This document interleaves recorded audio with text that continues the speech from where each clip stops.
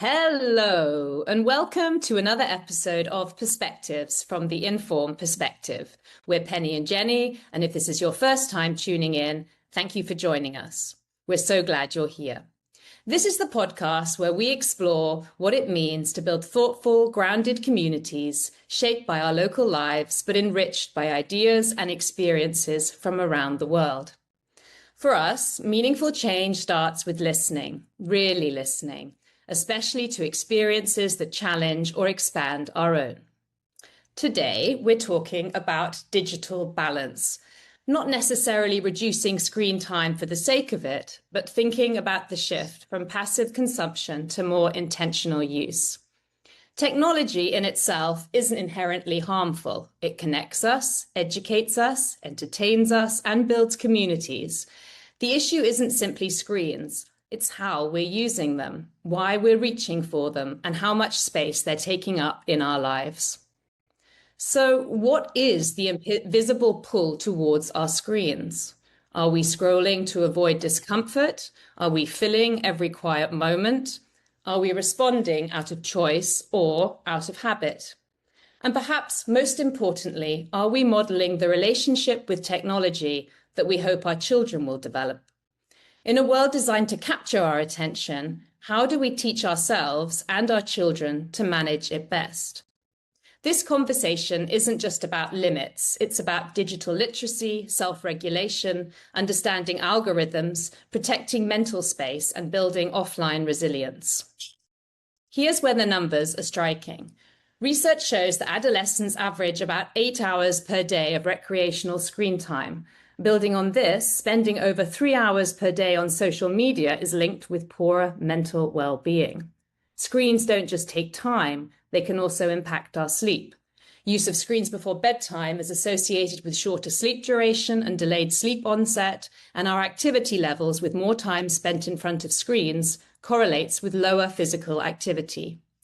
These findings highlight the importance of intentional consideration of how much time we spend online and how our digital activities may influence health, mood, and energy levels. Notifications, dopamine loops, and the seductive design of apps all keep us staring at our screens. The constant connectivity fragments our attention and reduces our mental presence with other real people in the real world. The boundary between work and personal life is increasingly blurred as constant connectivity makes us perpetually reachable. Many of us find it harder than ever to switch off our phones, ignore those email notifications, or step away from messages. And at the same time, we may feel disappointment when responses or likes are not immediate, adding that other layer of emotional pressure amplified by social comparison. We are exposed to an overwhelming volume of information. It can be difficult to discern what is accurate, trustworthy, or meaningful. Different generations have different perspectives about navigating technology.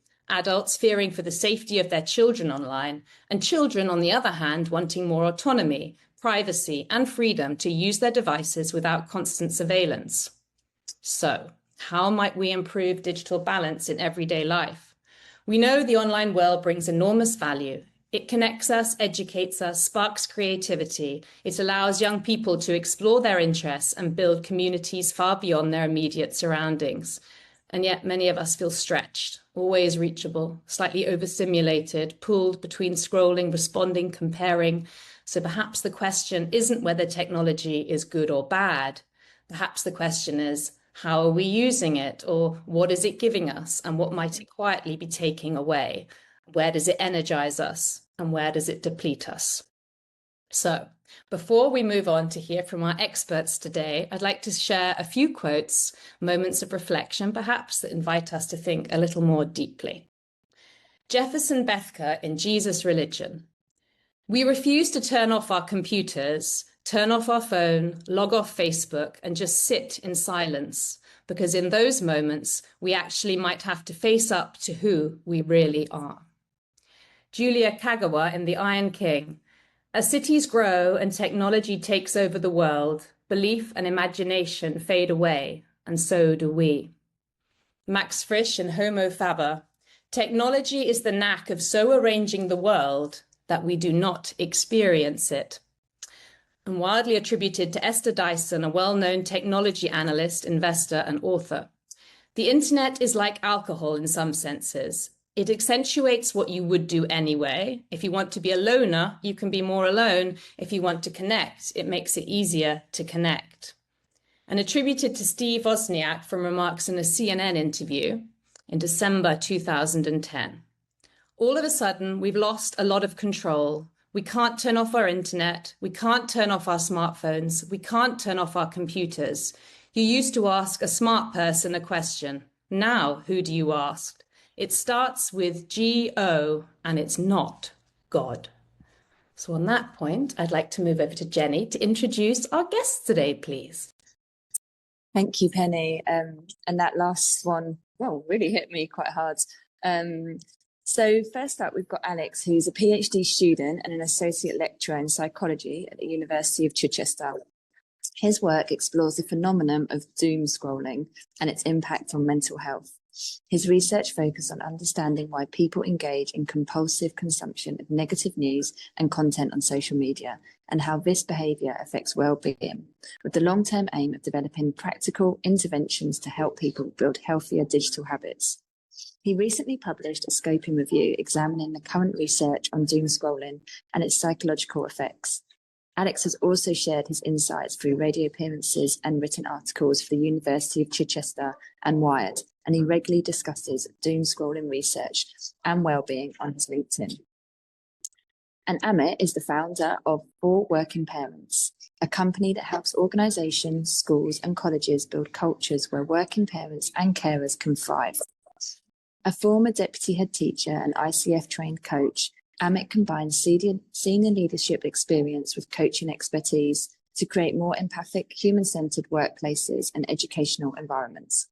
His work focuses on the rapidly evolving digital world young people inhabit, from social media algorithms and influencer culture to gaming and pornography, AI and coded online language, equipping parents, educators and leaders with the insight and confidence to recognise emerging risks, respond appropriately and embed proactive digital safeguarding into their culture and practice. Amit's LinkedIn profile and Instagram page provide regular digital advice and guidance for parents, and his recent periodic table of emojis went globally viral, with schools, organisations and media from around the world requesting copies of it to share with their communities. Amit is also a storyteller and speaks openly about his personal journey, losing his mother to ovarian cancer, parenting a daughter born with 3 holes in her heart, and being diagnosed with ADHD as an adult, bringing compassion and vulnerability to his work. So this is a conversation that's been on lots of people's lips, and ours particularly, Penny, from when we first founded the Informed Perspective. So we're really pleased to invite you both today to put this conversation out there and get people thinking. So back to you, Penny, for the questions. Yeah, absolutely. And it was actually the subject of our very first Tween Talk 1.5 years ago when we sat down and, you know, the youth wanted to share their thoughts on the conversation. And as mothers, it's something that we're always dealing with. So I'd love to go to Alexander first this morning. Good morning. Lovely to have you here.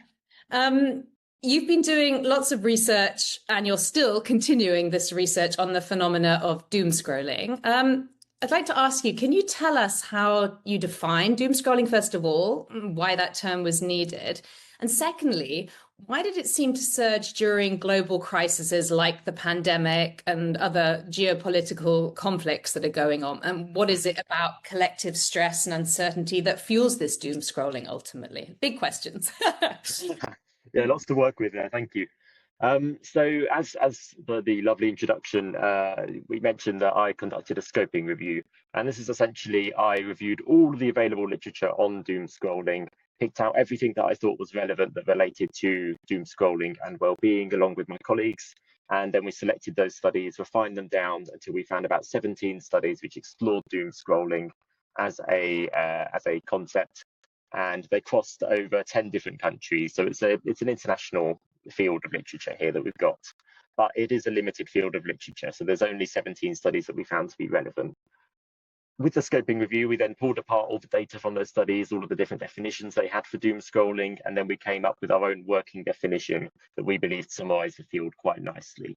So doom scrolling we have defined as the compulsive or difficult to stop consumption of predominantly negative news or social media content, typically driven by distress or uncertainty and maintained despite its emotional costs.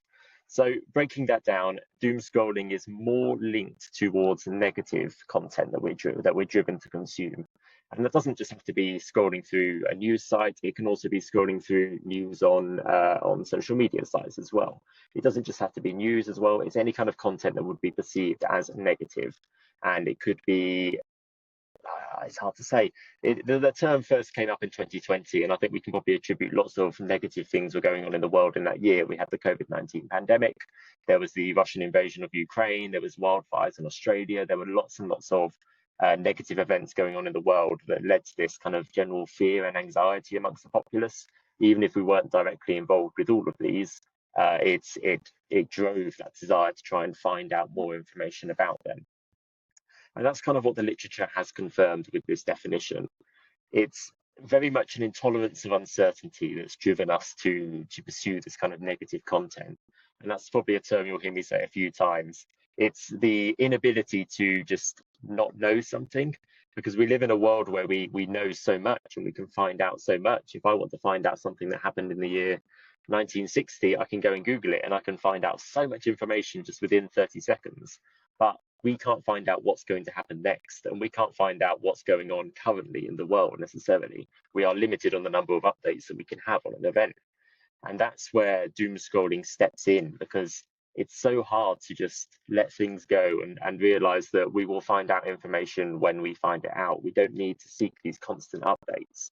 And that's one of the driving factors towards why people doom scroll, because they need to find out what's going on. They want to know what the next update is. So in the pandemic is, they want to know, how's the vaccine going? How deadly is this virus? It's so much unknowns, and that's what's difficult to handle. Alongside with that, there was evidence that linked it to a more of a social duty to be more informed about these topics. So as well as having this intolerance of uncertainty where you want to find out more information for yourself so that you feel more comfortable and more confident about the topics, that you get almost more of an understanding of what's going on, we also feel like we have this duty to find out more information because this is a shared crisis. And if you're not staying informed on it, you're not contributing and you're not helping quite as much as the other people who are keeping an eye on the news and watching what's happening more and more. And then the third key factor that I think drives this behavior a little bit more is the platform design that these algorithms are influencing us. So a lot of these social media sites, when they see that we are engaging with certain content, they'll promote that content more and more to us, because they realize that when we're engaging with this content, we spend more time on these apps. So during the COVID-19 pandemic, I know that my social media sites were filled with information about the COVID-19 pandemic. And that's because it was making me stop and read. I was reading about what was going on. I was watching the videos of people talking about it because it affected me directly, because it was an international crisis. And that's what the researchers kind of emphasized as well, that these algorithms, which show us not necessarily what we want to see, but what engages us for longer, it pushes this negative content towards us because we are more predisposed to it. We have this negativity bias where we want to engage more in that negative content, not necessarily because we want to make ourselves feel bad, but because we want to try and make ourselves feel a bit better. We want to understand what's going on in the world. So that's kind of the long and short of the scoping review.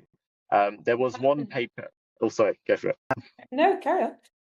There was one paper which looked specifically at a crisis going on in Turkey a few years ago, in 2023 or 2022, I forget the exact year. There was a large earthquake across the country which caused lots and lots of destruction. Lots of people lost their lives. And there was research specifically looking at how people engaged with social media during that time, during the earthquake, specifically in Turkey. And they found that it was unsurprisingly, people significantly engaged with more in doom scrolling during that time. But they also found that future anxiety was almost flourishing during that time because of the doom scrolling behavior. Because people who were living in the moment, helping people recover, they weren't having quite as much of that fear of what's going to happen next, because they were engaged in it. They were actually focused on helping. Whereas when you're on your phone looking for this information, you are looking for an answer. You're looking about, is there going to be any more earthquakes? But you can't find that online. So there is evidence of how this behavior flourishes in these crises that we have. I'm fascinated, I mean, by the concept of doom scrolling and then dopamine scrolling, because ultimately there is some interplay there, isn't there, as well? I mean, we're saying we get, normally we're clicking because we get a kick out of it and it's giving us that dopamine hit. But isn't that also in part involved in the doom scrolling as well? I'm just curious how you can differentiate between the two. It's interesting. So dopamine scrolling was a phrase coined by my colleagues Ben Sharpe and Riley Spooner here at the university, and they published a paper about this concept, because typically doom scrolling was a term that was coined as just the general scrolling behavior when you're lost in the scrolling wheel, regardless of what it's about. But it's much more specific than that, and that's what we're kind of driving. But dopamine scrolling leads to, it's the more like the puppy videos you might look at, the cat videos, the fun content that just gives you a little bit of happiness as you're watching it. And it almost tickles a different part of the brain to what doom scrolling tickles, if you want to go down that route. Because dopamine scrolling is more so when you are not in any kind of crisis, you are just engaging with this content just to feel a little bit happier. Whereas doom scrolling is so much more focused around essentially tackling what your anxiety is. Almost, it's what's playing on your mind. It's about tackling that behavior a little bit more. So they are similar in a sense of the behavior is the same, but the reason behind the behavior is where we see that differentiation. And there's not a lot of research in that difference yet, but it is definitely an area to be explored further. Because we need to understand why we are scrolling so much, and as we identify these different types of scrolling, it's useful to know what the triggers are for each of them and how we can hopefully help stop them as well.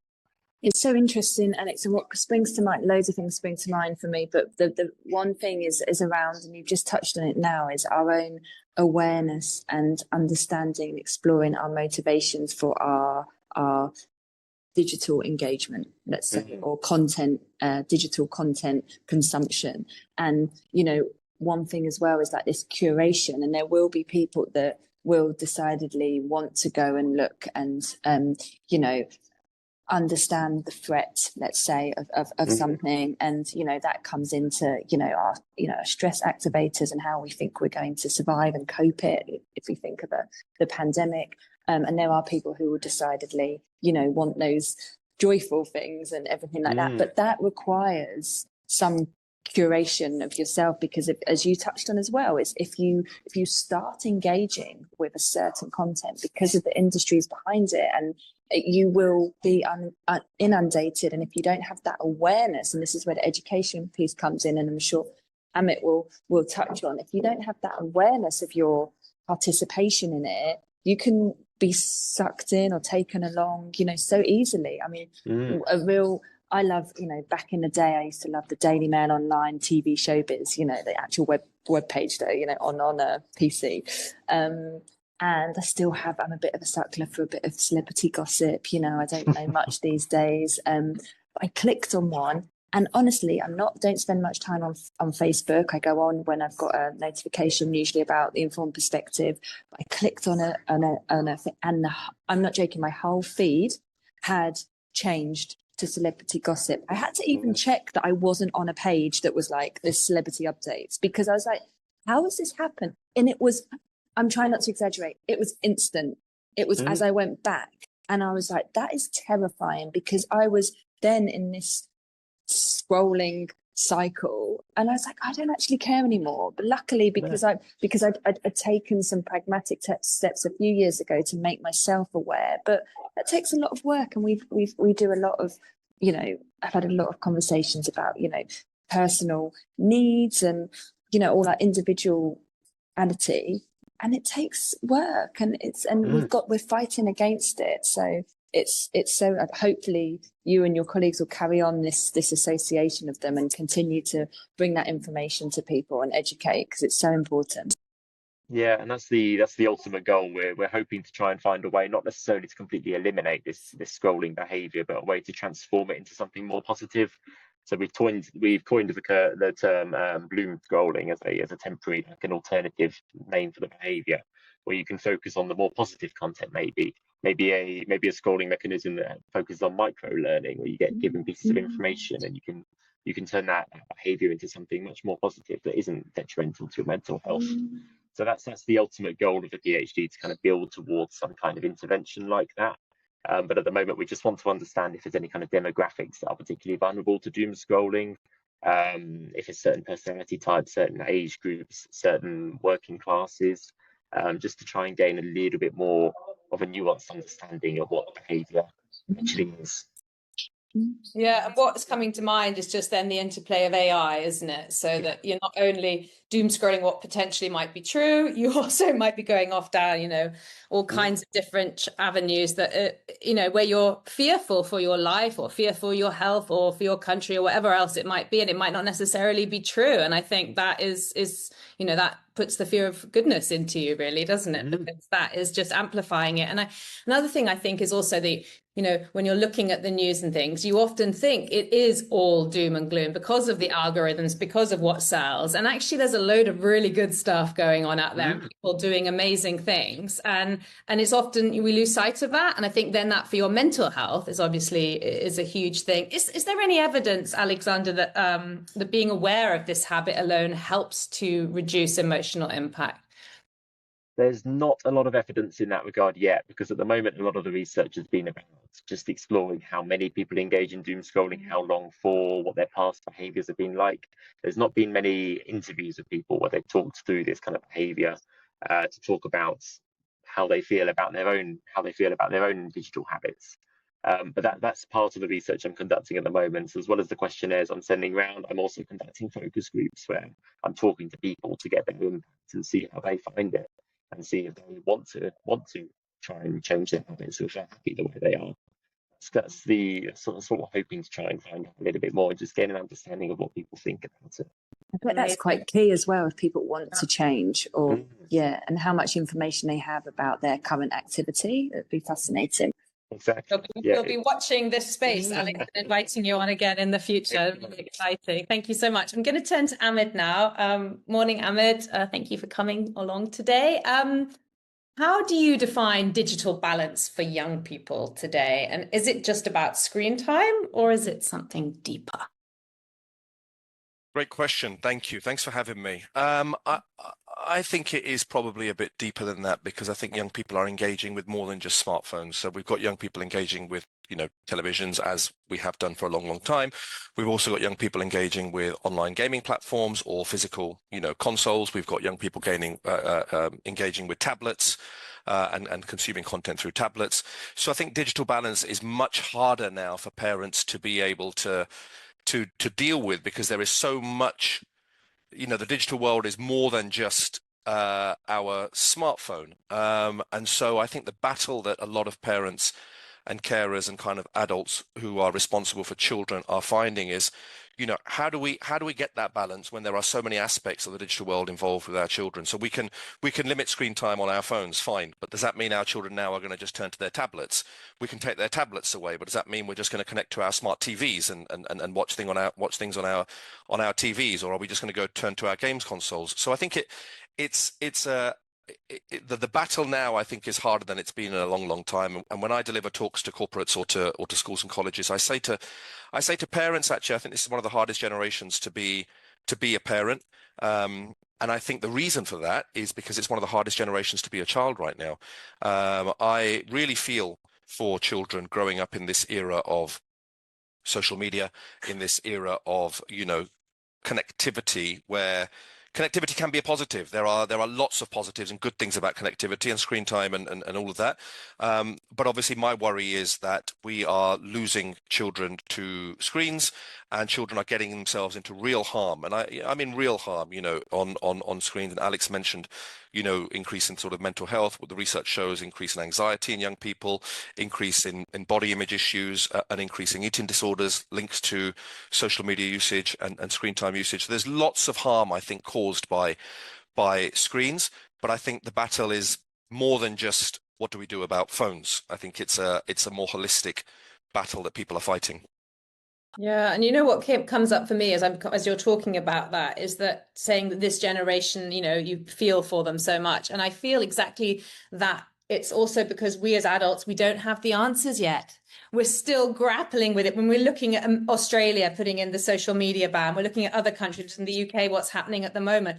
We're trying to work out how are these big, technological tech giants going to, be held accountable? Where are they going to go? And we don't have those answers. So at the same time, we're trying to tell our children what's best for them, but we can't do that. So, I mean, this is this sort of no man's land that we're currently in, right?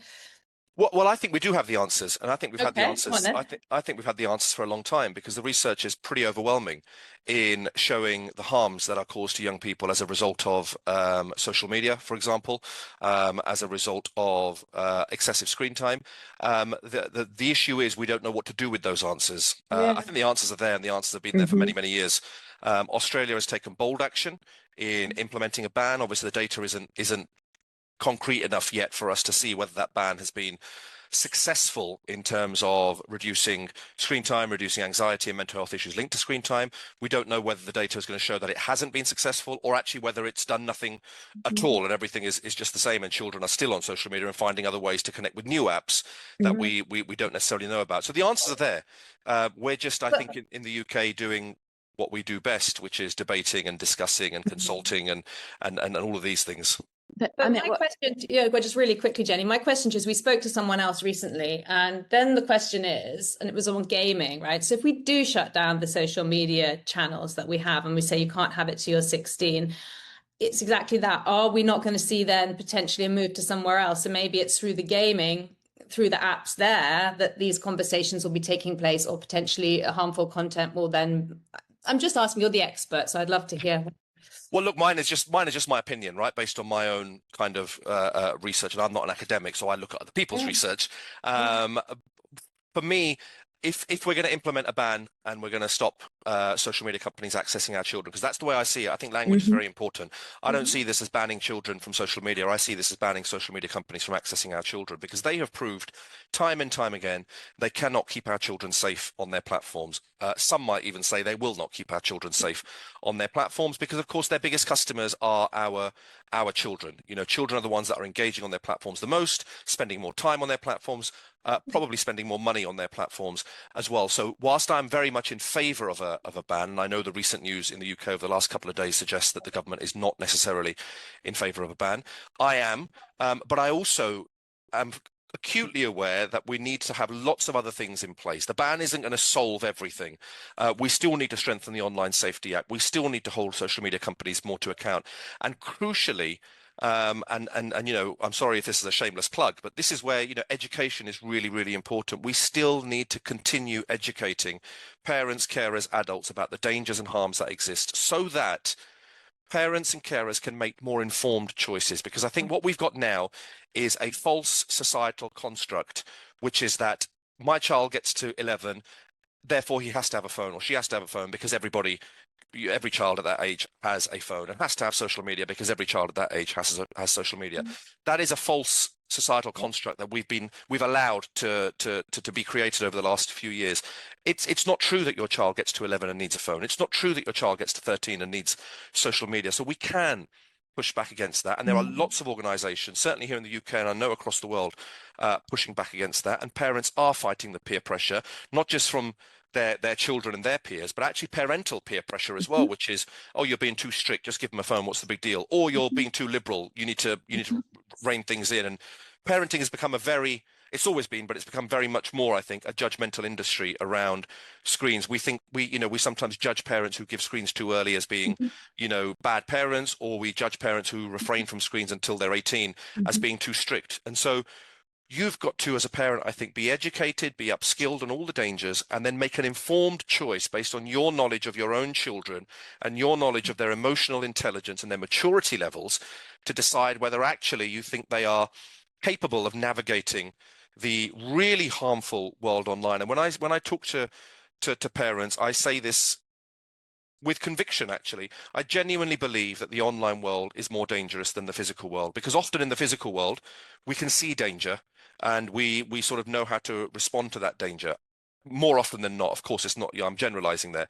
In the online world, children can be living in danger.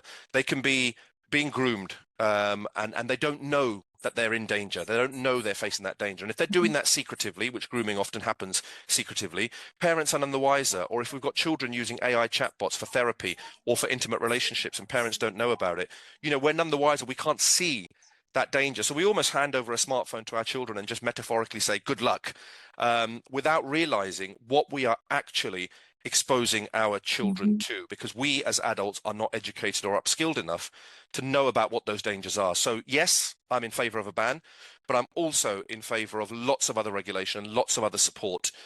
We've got to look at this societally and holistically. It isn't the responsibility of parents alone. It isn't the responsibility of teachers alone. It isn't the responsibility of government alone. It is all of our responsibility to come together to push back on this false narrative that social media is just a part of our lives. AI is just a part of our lives. Yes, there are lots of benefits to both of those things, but young children, sadly, don't always know how to navigate those safely. And so keeping them away from those things in the same way that we might try to keep children away from alcohol and cigarettes because we know they're not necessarily good for them at that age, we can do something. We can do more. We're just choosing not to. That's my view. And I mean, I really appreciate your conviction, but also, the kind of underlying line it's around the education, and it's not a shameless plug. That's why, we want people to know that there are people like you out there supporting, people like Alex doing the research. There's the information out there. There's the tools and techniques or practical advice that we can go and seek. It takes a lot of effort to do it, but it is there to support us. I really also appreciate, how you painted the picture of the wider digital world, because also that's so important. Because yes, we touched on it as well. Yes, the social media management, let's say, is being discussed, and there's the education that needs to go around from the instigators of, giving the access, which happens in the home, and then the bigger controls over it. But there's also, how we consume all the other digital capabilities. And, for me, I've got young children, it's even going down to not the basics, but like the TV and the Netflix. And that's still, there's so much short form, addictive, it's rolling into the next episode, and then they're growing up used to this kind of constant cycle. And I think it's looking at how you as a family or an individual, or how your children, engage, and understanding, what your family needs and how you currently are. And similarly, going back to Alex's conversation, how you are engaging and what changes you could make to make sure you're safe or consuming, appropriately. So I think some people might think, oh, my kids aren't on social media, but actually what habits and what practice are they almost putting in place that if they ever did, go on social media, they'd be, completely sucked in, because they haven't had the education around, how much time you spend looking at a screen, or the content you're engaging with, and how valuable that is to you. That's what I also think is really important. There's a lot out there across so many devices, as you touched on, that we absolutely. And if I could just add one more thing there, it's even if we choose as parents not to give our children smartphones, and we choose not to give them access to social media, that doesn't mean we shouldn't be having conversations with them about all the dangers that exist, because they're going to go to school, they're going to look at their friends' phones, they're going to look at things on their friends' phones, they're going to spend time at their friends' houses whose parents might not be as strict as you are on social media or devices. So the education, it can't be that we just say, right, the government's put a ban in, therefore my children are safe, or my children don't have social media and smartphones, therefore my children are safe. We must keep those conversations going. As parents and carers and adults, we must be comfortable in talking to our children about grooming, about sextortion, about pornography, about online gambling, about gaming, about AI, about all of these things, which means us as parents, we have an obligation actually, when we become parents, to be educated, upskilled, and informed on all of those changes. I don't like it when I hear parents say, I'm not a tech person. Social media is not for me. I don't understand it. Well, actually, okay, fine. You might not understand it. And I'm not saying to you, download Snapchat so that you can understand it. What I'm saying to you is understand the dangers of Snapchat, because if your children are on it, there are lots of dangers that they're exposed to. And as parents, we have to be aware of those, and we have to be having those conversations. It's so important for me. And let's be honest, if you are restricting it, the kids they're gonna want to go on it, and they're gonna go and seek it elsewhere. There's that. It's just a fact, isn't it? They might and if they don't understand the reasons why you're restricting it, and they just see it as a ban of something they don't have and their friends do, it's gonna heighten the appeal as well. What are the most common reasons you're hearing from parents why they might have reservations about digital safeguarding? I'd be curious. So you mean why? Potentially why parents might be reluctant to, clamp down and say, yes, we need to be. I'm curious because here in Poland, for instance, where we're living at the moment, it's sort of seen as a democratic fundamental right that your child should have access to the phone, and also without, so much surveillance and vigilance. What do you often hear things on the, from that side, that people have genuine concerns? Yeah, I do. I mean, one of the main concerns, or one of the main pushbacks that I get, is actually as parents, we just haven't got the time. We haven't got the time or the energy, or even the inclination to deal with this. So it's just easier for me to cook, to clean, to get on with housework, to log on to calls if I'm working from home. If my child is just watching, and it's an easy life, right? It is, of course, it's an easy life. I want to go to a restaurant and have a glass of wine and a good meal with my partner. It's easier for my children to just have their devices. My wife and I, we just don't go to restaurants at the moment. We're just in that phase of life where we just don't go out, because that's a choice that we've made. We've made a choice not to give our children devices. And we know if we do go to a restaurant, it's going to be a living nightmare. We've got 3 of them. It's going to be very difficult for us. So we just choose at the moment to put that on hold, really. And that's a choice that we've made. So it can be done. But a lot of pushback I get is from parents is they just can't. They're struggling to fight against this huge machine. And the other thing, just touch upon your rights. I find that I do hear that actually children have rights to access digital things and all of that. But children also have rights to be protected from harm. And that's really important for me. And I'm less of and I taught politics, right? So I'm very interested in politics. It's a big part of my life. Democracy is very important to me. But ultimately, I don't think children have the same rights as adults do. And I'm sorry if that upsets people or offends people. We as adults need to sometimes make decisions that we think are in the best interests of children. We don't always get it right, but we need to look at what the research and what the data shows and make decisions based on that. And this idea of children having rights, I'm not interested really in children having rights to phones. They don't have the right to a phone. They don't have the right to social media. They have the right to a childhood, and they have the right to be free from harm. And the best way, I think, to do that is to limit their access or take it away completely to social media, where we know so much of that harm exists. Yeah, and that's like what I say to my 12-year-old daughter all the time. She's not allowed to have a smartphone. I'm sorry for that. And I'm not cool, and it's not the norm. And I'm like, that's fine. This is what I'm doing as your mother. When you're a mother, you can decide how you want to do it, but this is how it is, and that is how it's always been. You've had to do what your parents have, And I'm returning to what you're saying about going out for dinners, Amit, and I was laughing because we still do, and it's hard and it's a nightmare, as you said, at times, and particularly on holiday, when you're out a lot. I go on holiday not to cook, so we'll be eating out, but we're like, but parenting's hard, and I think we've been teased, I'm saying teased because we can take it away or not succumb to it, of this babysitter that is a phone or a screen or a device. And when you take that away, you have to parent, and parenting has and always will be hard. That's my little, but I had a big smile on my face, and it's so true. And you make the decisions that are right for your family, and if that's not going out for dinner, or that's going out for dinner and actually not enjoying it, but I didn't have to cook. I have a question for both of you now. I wanted to ask if there's only one thing we could focus on to improve digital balance for families right now, what would it be? And Amit, why don't you go ahead, because you're on mic.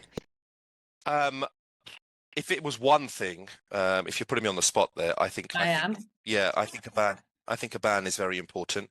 I think it would make it would just make a lot of other things easier for parents if there is something to fall back on, which is that the government has legislated that this isn't allowed. It would make the lives of parents, I mean, it's not surprising that over 80% of parents support a ban, but less than, I think it's 15% of young people support a ban. So, that's not surprising, of course, because young people are fearing losing their entire livelihood, their entire childhood, because they don't know any different or any better. But like I said, there are so many other aspects that we have to put in alongside a ban. But you've told me just one thing. So if it was just one thing, I would say we definitely need to stop social media companies accessing our children, and then we need to put all the other parameters in place around that to make that sustainable for our children. And also then if the ban does come into place, then kids are going to be less online or diverting their attention. There's also investment in other opportunities for them, in the real world. I put a post out a few weeks ago that got a lot of traction actually about the decimation of youth clubs here in the UK. And I remember when I was a student at secondary school, we once a week without fail would go to our local youth club, and it was just a lovely place to be. Yes, there might have been some shady things going on with some of the kids there, but we were playing table tennis, football, just chilling out. Obviously we didn't have phones, so we were talking and meeting new people. But youth clubs have been totally decimated here in the UK. I don't know many that exist anymore, but there are now charities and social entrepreneurs that are restarting the whole idea of a more modern youth club. Maybe youth clubs fell out of use because they didn't serve a purpose anymore, and they failed to adapt to the changing needs. But we do need, you're 100% right, we need investment in, providing alternative outlets for children to be able to do that doesn't involve screen time. But we still have lots of things that they can do. We've got the football that they can go to if they're into sports. We've got, dance centers if they're into dance. We've got, whatever it might be. But yes, we need to invest more in more modernized 21st century youth clubs that are going to be attractive and appealing to young people that don't involve screens, games, or online games, things like that. Yeah, and in previous decades, that's where a load of the musical talent came from, right? Like amazing emerging talent and bands and stuff. So all kinds of opportunities. I mean, we're going to do, we're just going to do a quick shameless plug, but that's where our idea for Tween Talk came. But it's also what you said, Amit, is because we wanted ours as this third space that isn't reliant on the kind of sport and structured and skill-based stuff, and where children can just be, and they can be kids. And you something really resonated that you just said, yes, shady things happen. Kids don't come and behave perfectly. We had someone painting the grass the other day, and it's not like, the behavior but we just let them be. And there's it's without parents, without a school, without a kind of skill needed. And yeah, that was our passion 18 months ago. And we're proud to have stood that up here in Warsaw. And we would love to continue to do that wherever we are next and posted. So, yep, moving on to Alex, sorry.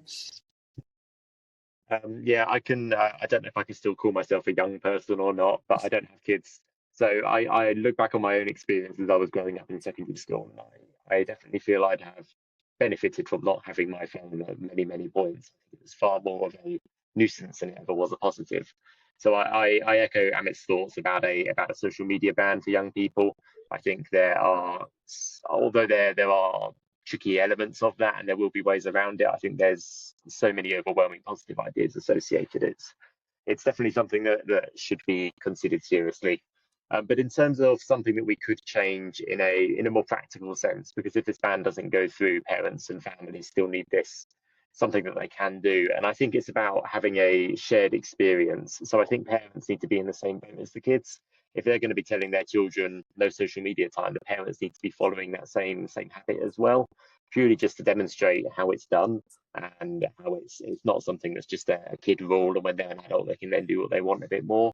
So having that family time, set time in the day where everyone puts their phones in a box and then they do something together, something along those lines, because it does help, and parents do look to their parents to see what they do. And as I'm walking to work, I see parents who are on their phones pushing a pushchair, and that child sees their parent on their phone and sees them engage in this device, and that becomes a high value device. I remember my sibling, if he saw me playing with a certain toy, he'd want that toy.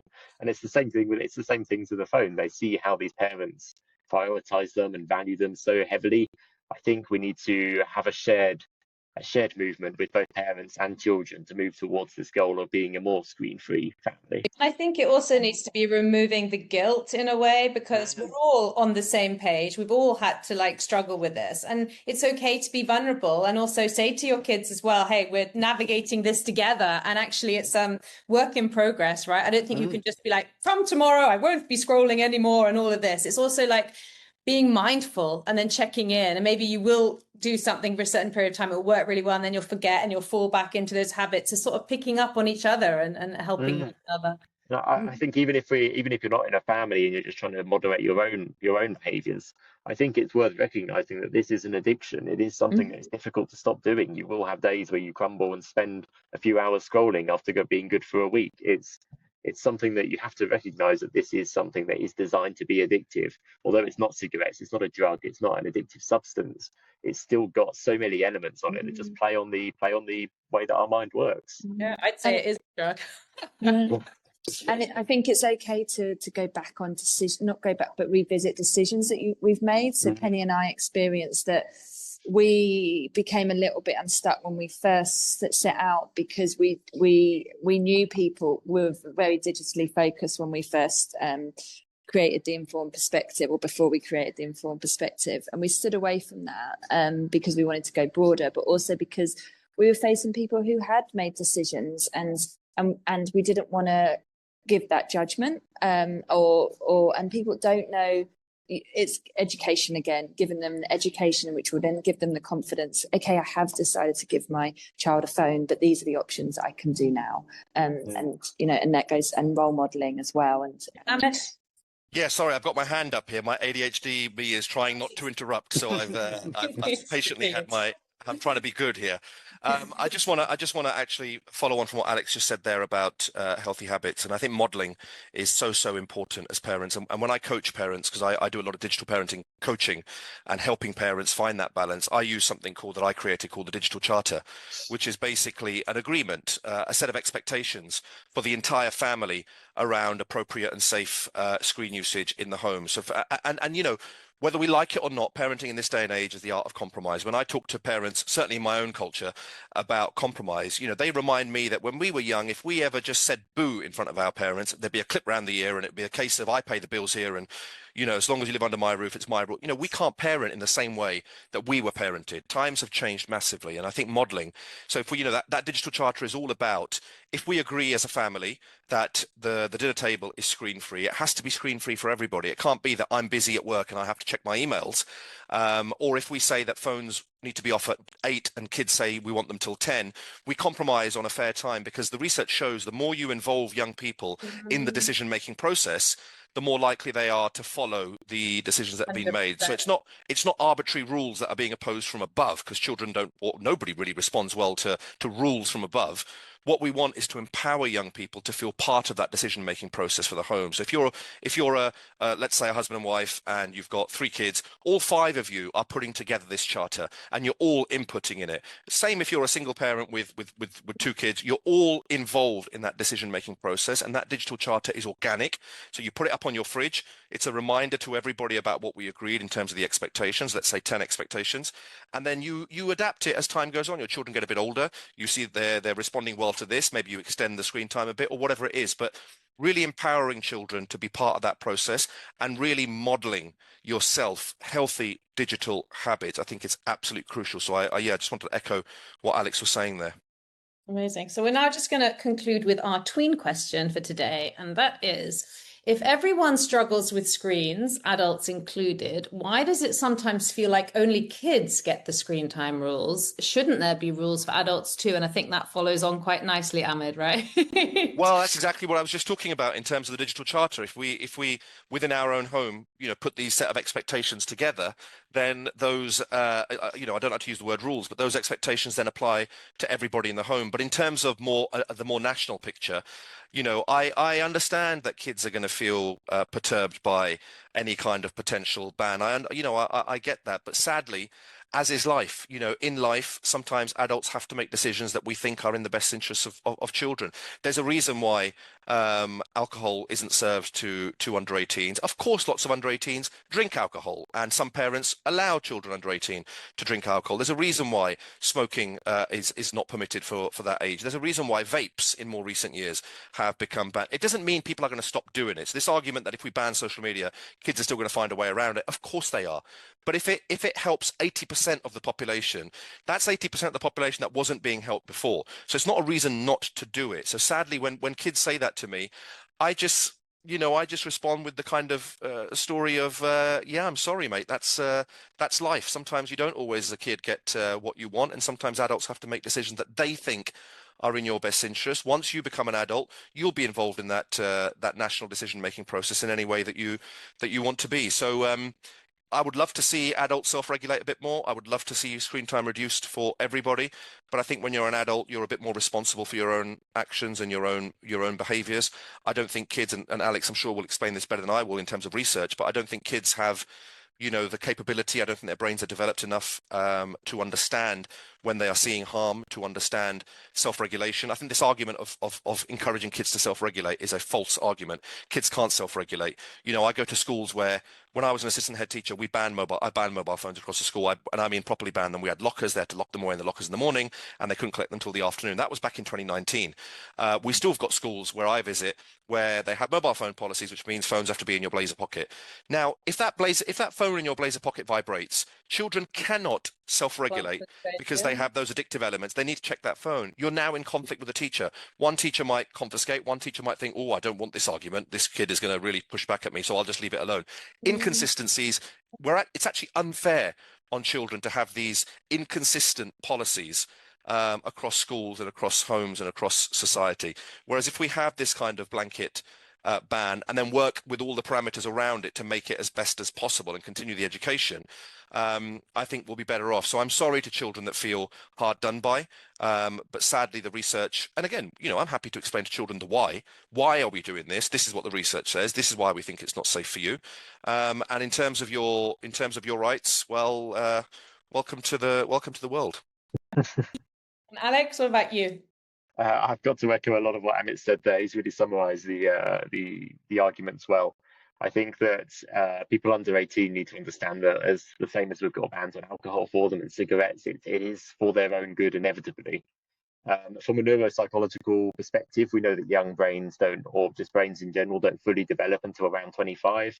So even when we get to 18, we're still developing our brains. But there's so much development that goes on during that time as we grow, as these different neurons connect in different ways.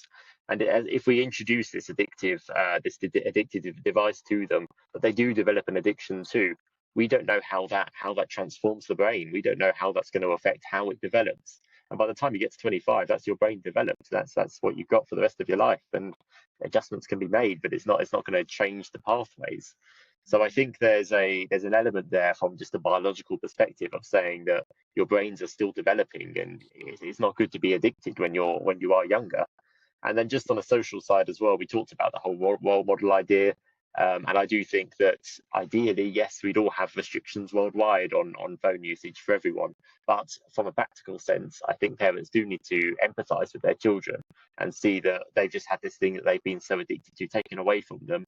Maybe try and moderate your own behaviour to just help them feel a bit better about it. If your friend's given up smoking, you're not going to carry on smoking around them. You got to help that process. Agreed. Thank you so much. Thank you so much to our guests, Alexander and Amit, for sharing their insights today. Today's conversation reminds us that digital balance isn't about cutting out screens. It's about how we use them, the choices we make, and the example we set for the next generation. Whether it's modeling thoughtful online behavior, creating space for offline reflection, or helping young people build resilience and autonomy, each small step matters. We hope this episode leaves you thinking about your own digital habits and inspires intentional choices that support connection, well-being, and curiosity in the digital age. Thank you to our listeners. If today's episode resonated with you, please share it with someone who might appreciate it and leave us a review. We're Penny and Jenny, and this has been Perspectives from the Informed Perspective. Keep noticing, keep reflecting, and keep shaping a world where digital balance is possible. Until the next time, keep informing those perspectives.